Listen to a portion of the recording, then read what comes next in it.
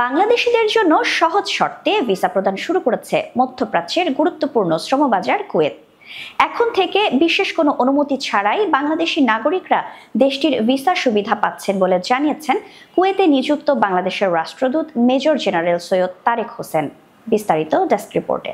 সম্প্রতি কুয়েতে কর্মরত গণমাধ্যম কর্মীদের সঙ্গে এক আলোচনায় রাষ্ট্রদূত জানান, গত এক সপ্তাহ ধরে বাংলাদেশিদের জন্য ভিসা দেওয়া হচ্ছে, যদিও এটি এখনো আনুষ্ঠানিকভাবে ঘোষণা করা হয়নি। রাষ্ট্রদূত জোর দিয়ে বলেন, ভিসা ইস্যুতে কোনো ধরনের প্রতারণা সহ্য করা হবে না। যারা দালালের মাধ্যমে ভিসা নেওয়ার চেষ্টা করছেন তাদের বিরুদ্ধে ব্যবস্থা নেওয়া হবে বলেও হুঁশিয়ারি উচ্চারণ করেন তিনি বলেন, যেসব ভিসা আমরা সত্যায়িত করছি সেগুলোর ক্ষেত্রে নিয়োগকারী প্রতিষ্ঠানের সঙ্গে দূতাবাসের চুক্তি থাকে। আমরা যাচাই করি কর্মীর বেতন, থাকার ব্যবস্থা, চিকিৎসা ও ছুটির সুবিধা কেমন থাকবে। তিনি সবাইকে দালালের মাধ্যমে নয় বরং দূতাবাস নির্ধারিত বৈধ প্রক্রিয়ায় ভিসা গ্রহণের অনুরোধ জানান। ভিসা নিতে যেসব বিষয় মাথায় রাখা প্রয়োজন সেগুলো হলো কুয়েত দূতাবাসের নির্ধারিত প্রক্রিয়া অনুসরণ, দালালের মাধ্যমে আবেদন না করা, নিয়োগদাতা প্রতিষ্ঠানের সঙ্গে চুক্তির তথ্য যাচাই করা এবং বেতন, আবাসন ও অন্যান্য সুবিধা সম্পর্কে নিশ্চিত তথ্য।